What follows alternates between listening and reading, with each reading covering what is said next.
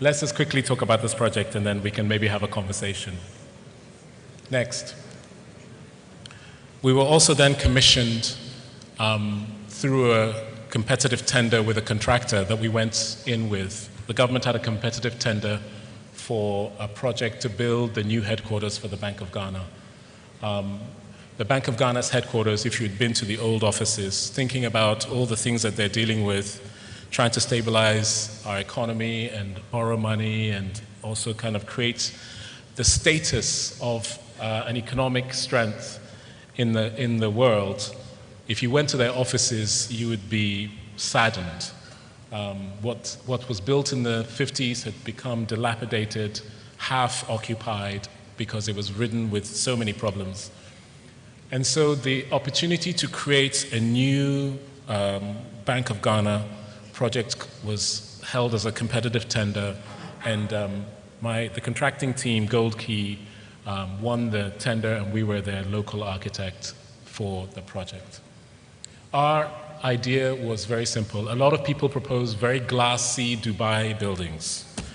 We said, please, can we make a building where we want to show discipline, order, rigor, care, and a relationship to where we come from as the foundational notion of what this building is. This is a building that you have to come to and say, I want to give you people $1 billion. Right? Somebody has to come here and say, I trust you guys. You know what you're doing. This is not a building to start dancing. So you can see that there's a political nature behind this project that is really important. And for us, we thought this is about how what we've been talking about in the office, making an architecture and infrastructure of nation building, but also continent building. This was this is a very powerful example. So the project for us next is moved to basically the CDB area in Accra now, which is just off Castle Road, coming up the hill behind 37 in North Ridge, just close to North Ridge. Next. Obviously, you know downtown where the old building was, next to the center, and then the CDB is the upper images where the new towers are coming out in Accra. We said, how do Africans make towers? Can we look at that? Actually, in my heart, I actually wanted to make a rammed earth tower, but I pushed it too far. But I will make a rammed earth tower. Or if I don't, somebody here has to. Please. We can't just have towers that are not. Our ancestor already made rammed earth towers. To a person in the 14th century or 13th century, that was a skyscraper. So we can do it. Next. We said, instead of making one big building, why don't we make an agglomeration of buildings that have a language but shifts, like the mosques, like the villages, like the palaces, that shifts in language to do with the form, and then to distribute the form to do with the different parts of the program, general staff, executives, the banking hall, the support infrastructure, and let's make this a language that sits on the skyline with a certain silhouette that will be very different to the architecture around it. In a way, the banks and the commercial buildings around it on this site are performing for attention from customers to say, we're the new thing, come to us, save with us, we're cool. The Bank of Ghana needs to say, we are your stability, we are your anchor, we are the reason all this other stuff is happening. So we wanted to make an architecture that was completely different to the environment and spoke about this order. The site is developed, again, as a series of sections. This is the section where the banking hall and the safes, etc., are managed. I will not show you the plans. Then, next, the support infrastructure that connects to that. And then lastly, the car parking and support material around it. And then the 3 towers the three buildings that come off from that. One, an urban building that registers the scale of the CDB with its infrastructure. It's almost like the building's like a history of Accra. The low buildings, the earlier buildings, the mid-building blocks, and then the new urban buildings that are happening, and then finally the tower, which is the future. It's almost like a story registering the archaeology and the growth of Accra and creating a compression, a density that makes a financial city in the top of the hill.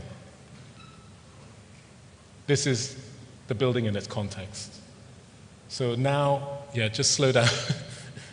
In its context now, you can see the references to the existing architecture, the scales, and this new form. This is now the tallest tower in Accra. Not in terms of floor, but in terms of height. It stratifies, and each form gently tapers, acknowledging that initial history I talked about. As the section rises, it steps in, but it's very subtle, so that actually the form looks correct, like the old mosques. But actually, if you were to make it straight, it would start to kind of feel bigger at the top. So every form is stepping in gently, and then every form has a stone ledge to deal with water and shade, to create mass and form that deals with the environmental issues that the building has to develop. I wanted to make as thick a facade as possible to bring down the energy use of the building, and one of the ways was to create the elevations deep on the inside, but also to create these ledges, which means that the southern exposure and the east and west exposures are being mitigated as much as possible.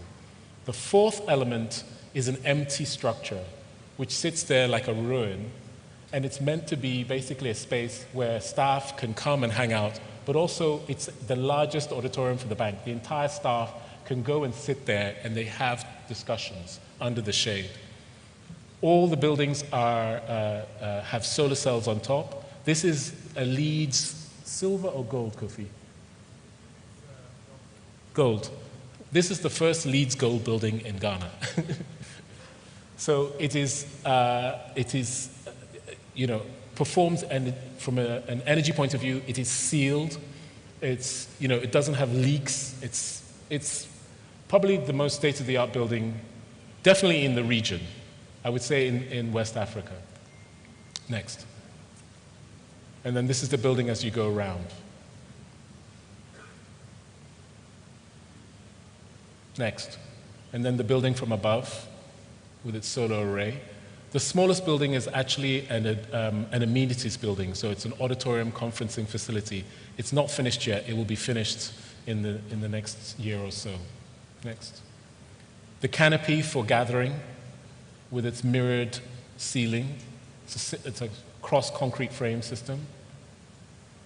From the back, looking back towards the CDB. The plaza that's elevated for the staff members between the towers.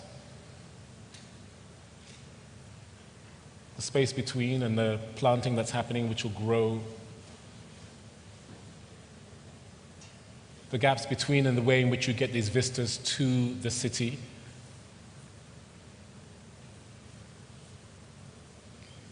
Next. Then the towers. Next. The skylights that drop in light into the banking halls. Next. The banking hall. This is the main banking hall of the Bank of Ghana with Ghanaian mahogany. Next. It has a mosque. This is a mosque inside the building. Next. It has a church inside the building. The main lobbies from the car parks. Next. The offices for inside the towers with the perforated ceiling system that allows us to not have many things there, just lights. This is a gauze system that allows extraction to happen efficiently. The window-to-wall ratio is about 40% glass, so we're in the right range for energy efficiency. Next. The breakout spaces. Next. Boardrooms. Next. And then the tower and its landscape. I've taken up enough of your time. Thank you.